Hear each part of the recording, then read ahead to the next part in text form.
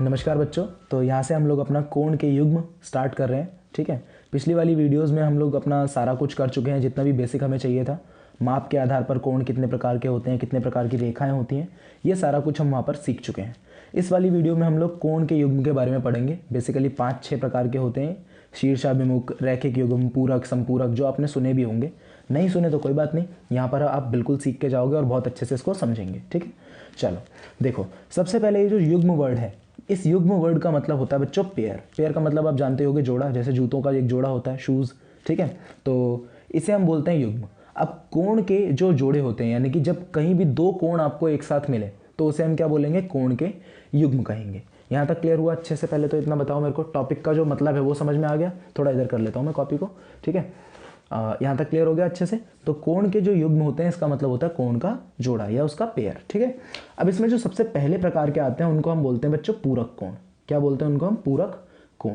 अब देखो, ये जो पूरक कोण होते हैं ना, ये कोई भी दो ऐसे कोण होते हैं जिनका योग 90 डिग्री के बराबर होता है। क्या बोला मैंने आपको?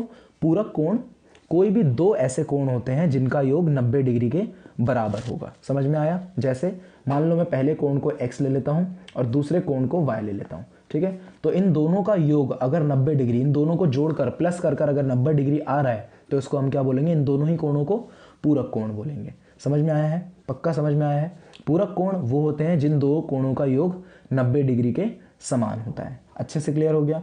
अब ध्यान से सुनना है जो मैं बोलने जा रहा हूँ, क्योंकि क्वेश्चंस इसी तरीके से आते हैं।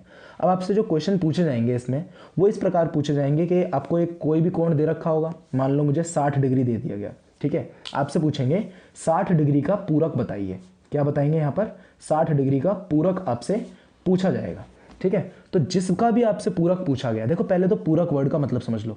इस पूरक वर्ड का मतलब होता है पूरा करने वाला, यानी कि 90 बनाने के लिए पूरा करने वाला। ठीक है, 90 बनाने के लिए जितनी ज़रूरत है पूरा करने के लिए। अब देखो, 60 को पूरा करने के लिए, 60 को 90 बनाने के लिए मुझे कितना और चाहिए? 30 और चाहिए ना। 60 को 90 बनाने के लिए मुझे 30 और चाहिए। तो इस 60 को किसने पूरा किया? 30 ने पूरा किया। तो 60 का पूरक कौन हो गया? 30 हो गया। समझ में आया? ये तो देखो, मतलब ओरली मैंने आपको समझा दिया, लेकिन इसको सॉल्व कैसे करना है? देखो, जिसका भी आपसे पूरक पूछा जाए, ये मैं बहुत इजी लैंग्वेज में बोल रहा हूँ, जिसका भी आपसे पूरक पूछा जाए उसी कोण को आप 90 में से माइनस कर दो। ठीक है, मैंने क्या बोला? जिस भी कोण का आपसे पूरक पूछा जाए उस ही कोण को आप 90 में से माइनस कर दो। मुझसे यहाँ पर 60 का पूरक पूछा गया है, तो मैं क्या करूँगा? 90 में से 60 को ही माइनस कर दूंगा। देखो क्या आंसर आ रहा है? 30 आ रहा है। और अगर मैं 60 + 30 कर दूं तो क्या 90 नहीं बनेगा? बनेगा ना, बिल्कुल बनेगा भाई। 60 + 30 90 होता है। तो इसीलिए 60 को पूरा किसने किया? 30 ने किया। तो 60 का पूरक कौन हुआ? 30 हुआ। समझ में आया? तो पूरक निकालने का तरीका यही होता है, जिसका भी पूरक हमसे पूछा गया है उसी को हम 90 में से माइनस कर देंगे। समझ में आ गया होगा आप लोगों को बहुत अच्छे से? अब नेक्स्ट वाले पर चलते हैं। नेक्स्ट वाले होते हैं इसी के कोई चचेरे ममेरे भाई, संपूरक कोण। ठीक है, देखो जो होते हैं ये संपूरक कोण। संपूरक कोण, संपूरक कोण जो होते हैं बच्चों, ये इनमें डिफरेंस ज़्यादा नहीं होता है, बस यहाँ पर 90 की जगह 180 आ जाता है। ठीक है, संपूरक कोण वो होते हैं जिन दो कोणों का योग 180 के बराबर आए। ठीक है, 90 की जगह 180 आ जाएगा। तो अगर किसी भी दो कोण का योग मतलब 180 के बराबर आ रहा है, किसी भी दो कोणों को जोड़कर 180 आंसर आ रहा है, तो उन कोणों को हम क्या बोलते हैं बच्चों? संपूरक कोण बोलते हैं। अब इसमें भी आपसे ऐसे क्वेश्चन पूछे जाएंगे कि भाई आपको 120 दे रखा है, 120 का क्या निकालना है? आपको संपूरक निकालना है। तो तरीका हम इसमें भी वही अपनाएंगे, जिसका संपूरक पूछा है उसी को 180 में से माइनस कर दो, खत्म बात है ना। तो हमसे 180 में से अगर हम इसको माइनस कर देंगे 120 को, तो क्या आएगा हमारा आंसर? 60 डिग्री आएगा। यानी कि 120 को 180 बनाने के लिए पूरा कौन कर रहा है? 60 डिग्री कर रहा है। तो ये इसका संपूरक कोण हो गया। बात समझ में आई है आपको अच्छे से? ठीक है, जिसका भी आपसे पूरक पूछा जाए उसको आप 90 में से माइनस कर दो, जिसका भी आपसे संपूरक पूछा जाए उसको आप 180 में से माइनस कर दो। समझ में आ गया अच्छे से? यहाँ तक पक्का क्लियर हो गया अच्छे से? ठीक है, चलो अब अपने तीसरे वाले पर चलते हैं। तीसरे वाले को हम बोलते हैं कोण का द्विभाजक। ठीक है, क्या बोलते हैं हम? कोण का द्विभाजक। ये शायद आपने पहली बार सुना होगा, क्योंकि ये एनसीईआरटी में भी कहीं नहीं दे रखा हमें। ठीक है, कोण का द्विभाजक, और ये हर कोई बताता भी नहीं है। तो देखो, ये जो द्विभाजक है इसका मतलब होता है दो बराबर हिस्सों में बांटने वाला। ठीक है, ये जो द्विभाजक हमने लिखा है इसका मतलब होता है दो बराबर हिस्सों में बांटने वाला। अब चाहे ये कोई मतलब ये जो द्विभाजक है ये कोई रेखा भी हो सकती है, कोई रेखा खंड भी हो सकता है और कोई किरण भी हो सकती है। बात समझ में आई? द्विभाजक रेखा भी हो सकती है, रेखा खंड भी हो सकता है और कोई किरण भी हो सकती है। यहाँ तक अच्छे से क्लियर है आप लोगों को? ठीक है। अब अगर ये कोण को दो बराबर हिस्सों में बांट दे तो हम इसको क्या बोलेंगे? कोण का द्विभाजक बोलेंगे। चलो मैंने मान लिया आपको नहीं समझ में आया, मैं आपको इससे समझाता हूँ। देखो जैसे मान लो ये एक कोण बना लिया मैंने, ठीक है, एक कोण बना लिया भाई। ये जो कोण है मैं मान के चलता हूँ कि ये कोण 60 डिग्री का कोण होगा। कितने डिग्री का कोण है? 60 डिग्री का कोण है। अब इस कोण को दो बराबर हिस्सों में बांटने वाला रेखाखंड या रेखा या किरण, उसको मैं बोलूँगा द्विभाजक। देखो मैं इसी शीर्ष से यहाँ बीच में से बिल्कुल बीचों बीच से एक लाइन निकाल लेता हूँ, एक रेखा निकाल लेता हूँ भाई, सॉरी किरण निकाल लेता हूँ, माफ़ कीजिएगा। तो ये किरण हो गई एक, है ना। अब इस किरण ने, इस वाली किरण ने, अगर मैं इसका नाम दे दूँ PQR और इसका नाम दे दूँ मैं S, तो ये जो QS किरण है, ये जो QS किरण है हमारी, इसने क्या करा? इस कोण को दो बराबर हिस्सों में बांट दिया। नीचे वाला कोण भी 30 डिग्री, ऊपर वाला कोण भी 30 डिग्री। तो इस QS को हम क्या बोलेंगे बच्चों? इसको हम बोलेंगे द्विभाजक। समझ में आया? इस QS को क्या बोलना है आपने? इस कोण का द्विभाजक। समझ में आ गया? देखो अब इसको हमने युग्म में शामिल क्यों किया? क्योंकि भाई देखो यहाँ दो कोण बन रहे हैं, एक नीचे बन गया और एक ऊपर बन गया, तो दो कोण बन गए ना, इसलिए ये भी कोण के युग्म में आ गया। समझ में आया आप लोगों को कि ये जो लाइन होगी, कोई भी रेखाखंड, कोई भी किरण, जैसे अगर मान लो मेरे पास एक लाइन होती, 4 सेंटीमीटर की एक रेखा होती मेरे पास, कि भाई मेरे पास ये 4 सेंटीमीटर की रेखा है। अब कोई भी रेखा इसको बीच में से अगर ऐसे विभाजित कर देती दो बराबर भागों में, ठीक है, वैसे शायद बीच में से तो नहीं लग रहा, ठीक है, लेकिन आप इसको मान के चलना है कि बीच में से ये 2 सेंटीमीटर यहाँ पर और 2 सेंटीमीटर यहाँ पर, है ना। तो इस रेखा को, इस वाली रेखा को हम क्या बोलते हैं? द्विभाजक बोलते हैं। समझ में आ गया? तो द्विभाजक कोई भी रेखा हो सकती है, कोई भी रेखा खंड हो सकता है और कोई भी किरण हो सकती है। वो या तो कोण को दो बराबर हिस्सों में बांटेगी या किसी भी रेखा खंड को दो बराबर हिस्सों में बांट देगी। समझ में आया आप लोगों को कि द्विभाजक क्या होता है? अच्छे से क्लियर है? चलिए अब मैंने मान लिया कि आपको ये भी समझ में आ गया है। अब हम चलते हैं अपने चौथे वाले के ऊपर। अब देखो जो चौथा वाला होता है, चौथा जो युग्म होता है उसे हम बोलते हैं आसन्न कोण। कौन से कोण? आसन्न कोण।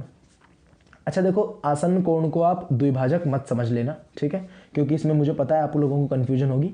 अच्छे से क्लियर करेंगे। देखो अब जो आसन्न कोण होते हैं ना बच्चों, उसको बनने के लिए 2-3 कंडीशन चाहिए होती हैं।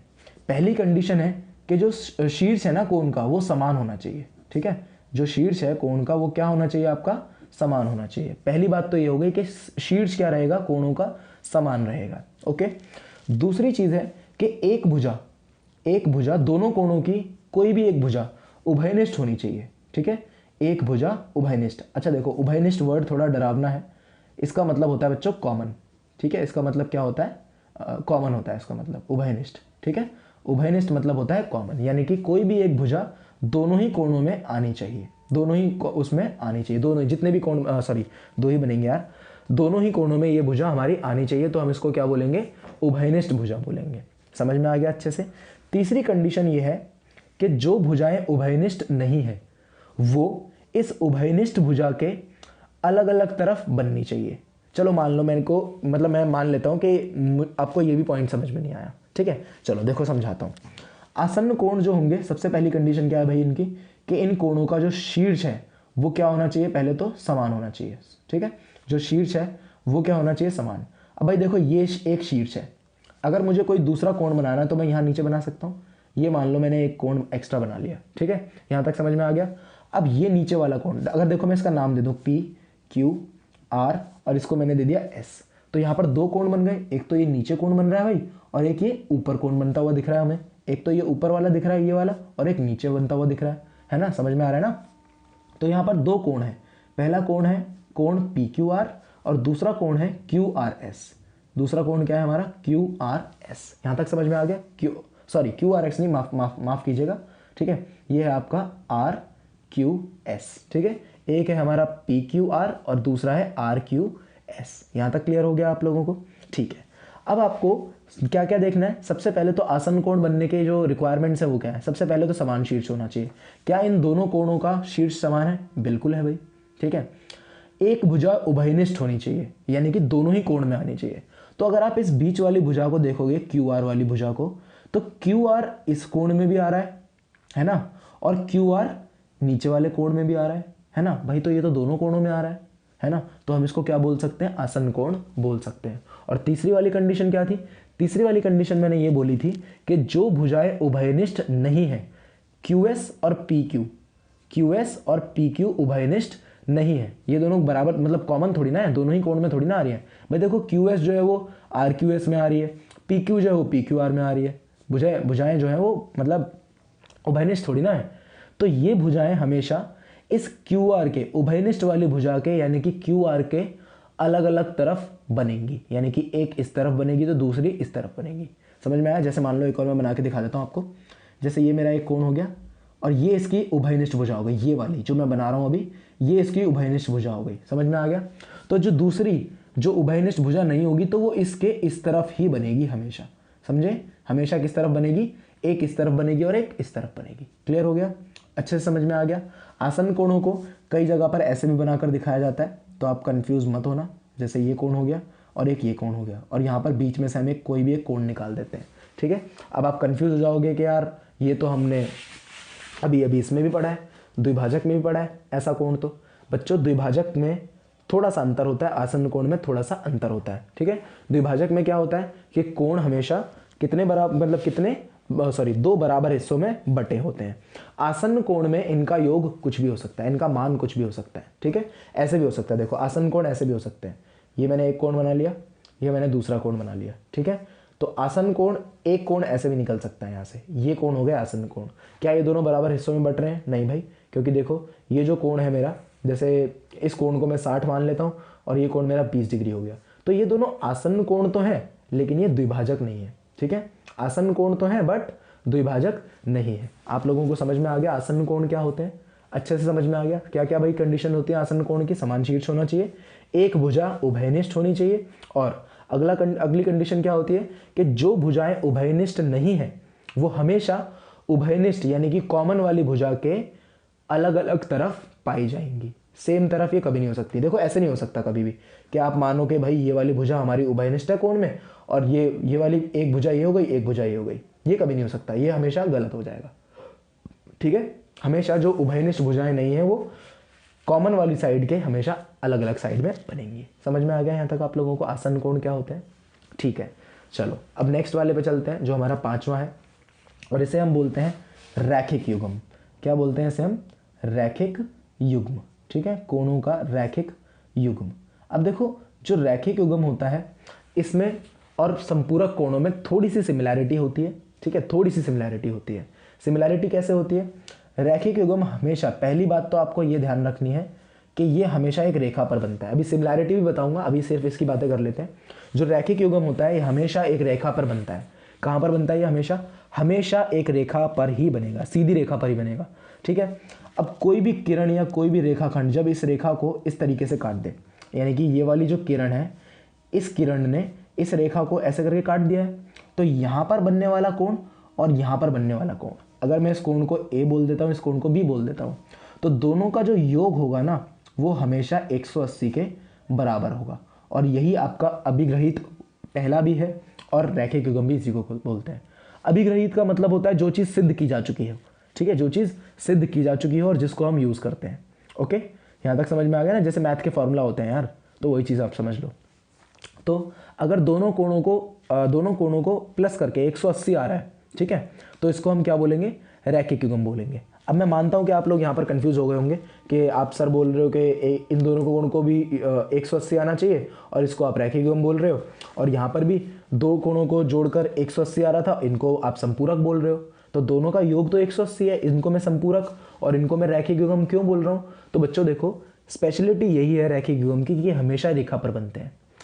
संपूरक कोण कहीं भी बन सकते हैं। संपूरक कोण ऐसे भी हो सकते हैं, मान लो ये एक कोण हो गया ABC, ठीक है, इस कोण को मैं ABC नाम देता हूँ, ABC, ठीक है, और इसका कोई योग मान लेते हैं, मान लो 110 डिग्री मान लिया मैंने, और कोई दूसरा कोण है जो एक ही रेखा पर नहीं बन रहा है, ठीक है, इसका योग मैंने मान लिया 70 डिग्री, ठीक है, इसको मैं PQR बोल देता हूँ, ठीक है। जब मैं इन दोनों कोणों को जोड़ूंगा तो आंसर तो 180 आएगा, लेकिन हम इसको रैखिक युग्म नहीं बोल सकते। क्यों नहीं बोल सकते भाई? क्योंकि ये एक रेखा पर नहीं बन रहे हैं। हाँ, इन दोनों का योग 180 है, वो बात मैं मानता हूँ, और इन दोनों को हम संपूरक कोण बिल्कुल बोलेंगे, ठीक है। इन दोनों को हम संपूरक कोण बोलेंगे, बिल्कुल बोलेंगे, लेकिन ये रैखिक युग्म कभी नहीं बन सकता। ठीक है, समझ में आ गया। तो अब कुछ बच्चे पूछेंगे कि सर क्या हम रैखिक युग्म को संपूरक कोण बोल सकते हैं? भाई बिल्कुल बोल सकते हो आप। ठीक है, क्योंकि रैखिक युग्म कितना सम मिलता है हमें, यहाँ से कितना योग मिलता है 180। तो सभी रैखिक युग्म संपूरक कोण तो होते हैं, ध्यान से समझना, सभी रैखिक युग्म संपूरक कोण तो होते हैं, लेकिन सभी संपूरक कोण रैखिक युग्म नहीं हो सकते। ठीक है, समझ में आ गया ना। सभी रैखिक युग्म यानी कि रेखा पर बनने वाले, इनका योग तो 180 रहेगा, तो इनको हम संपूरक बोल सकते हैं। लेकिन सभी संपूरक कोणों को, जैसे नीचे हमने बनाया, सभी संपूरक कोणों को रैखिक युग्म नहीं कहा जा सकता। अच्छे से समझ में आ गया आप लोगों को ये? ठीक है, अगर नहीं समझ में आया तो पीछे करो 20 सेकेंड्स और दोबारा से सुनो मैंने क्या बोला। ठीक है, चलो, तो रैखिक युग्म आपको समझ में आ गया होगा। और देखो ऐसी चीज़ें भी होती हैं कि ये रेखा ना ऐसी नहीं होनी चाहिए, क्योंकि कुछ बच्चे इसमें गलती कर देते हैं। मान लो ये एक किरण निकल गई ऐसे करके, तो कुछ बच्चे इसमें गलती कर देते हैं, इस वाले कोण को और इस वाले कोण को जोड़कर वो 180 लिख देते हैं।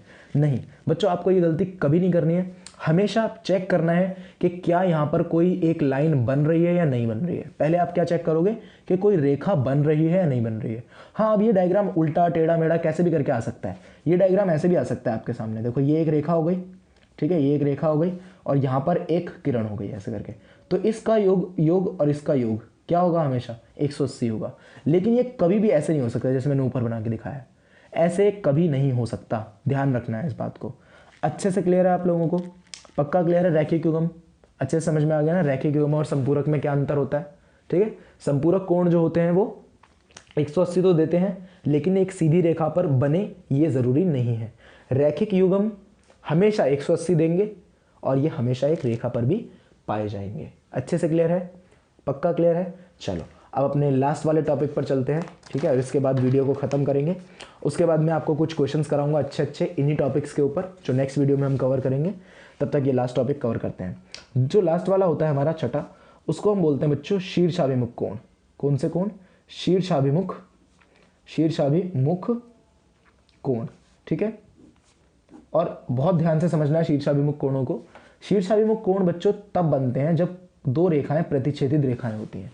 प्रतिच्छेदित रेखाएं आपने पढ़ रखी हैं, जब भी एक रेखा दूसरी रेखा को ऐसे करके काट दे। यानी कि आप ये समझ लो यार नॉर्मल भाषा में कि ये अगर x बन जाए, ठीक है, नॉर्मल भाषा में हम बात कर सकते हैं कि अगर कोई भी दो रेखाएं मिलकर x बना रही हैं, तब बनने वाले कोण शीर्षाभिमुख कोण होते हैं। देखो मैं बनाता हूँ, ये वाला कोण, एक तो ये वाला कोण, ये वाला, ठीक है, ये दोनों शीर्षाभिमुख कोण होंगे।